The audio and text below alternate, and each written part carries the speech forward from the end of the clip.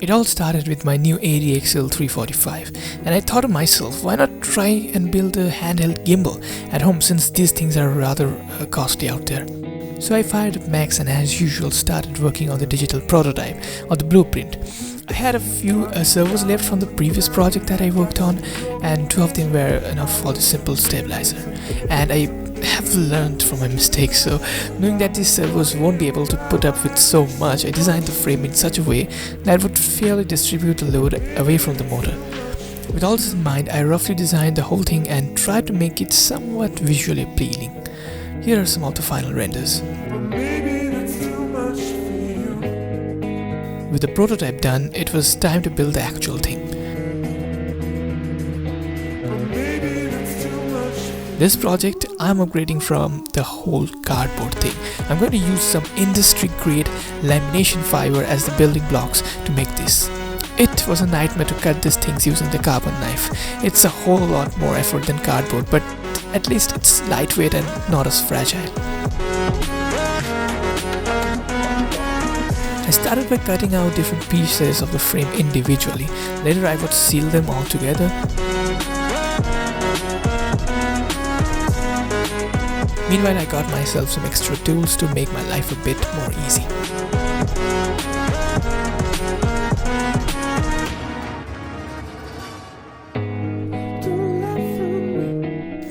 I spent the next few days putting all the pieces together using different kinds of strong household adhesives. I tried the glue gun previously, but it didn't work. Anyway, I built the basic frame, sealed the servo in place and screwed the hands together.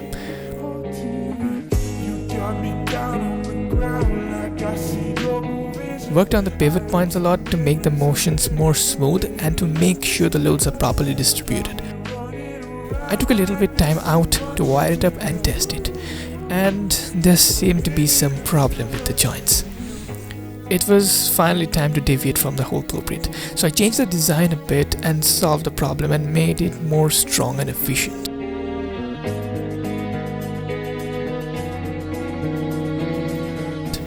With this problem solved, I kept building and testing and building for the next few days. It took surprisingly longer to get the whole thing done.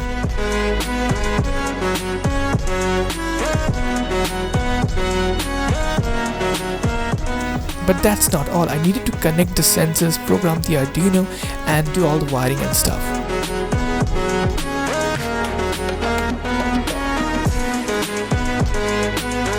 Step 1. The coding part.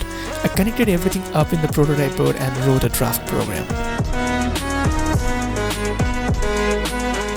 When I started everything up for the first time, it did work well, but it was so rough that I barely could hold it in my hands. I played a bit with the sensitivity and things looked kind of right, so I moved on with the wiring part.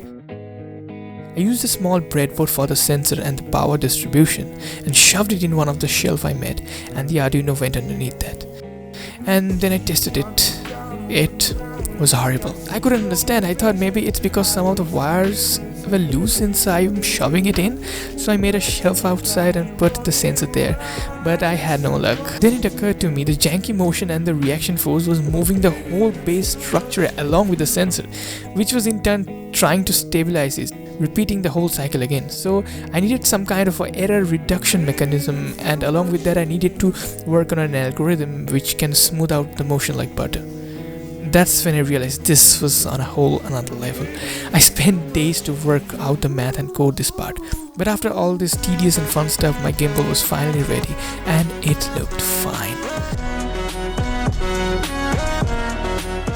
Here's some of the test footage with medium sensitivity. Look how smooth it is, and it works totally how it was intended to and can stabilize the upper platform no matter in which angle you move it to.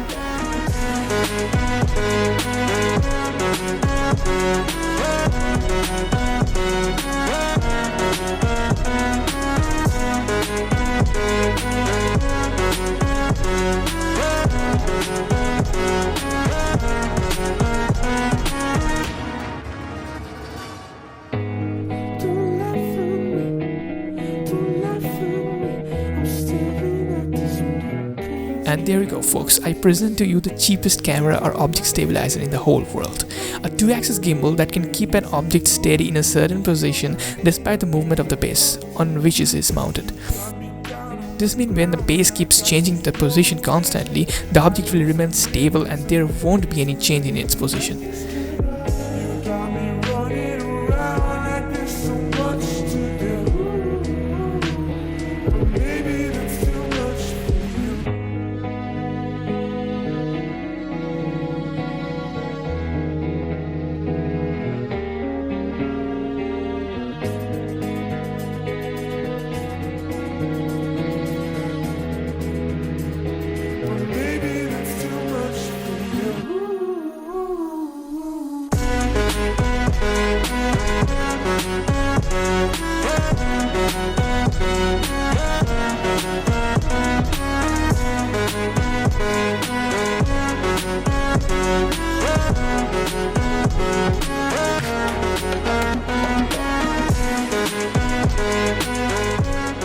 So this is it. Comment down below about how this build was, and I will see you guys in the next video.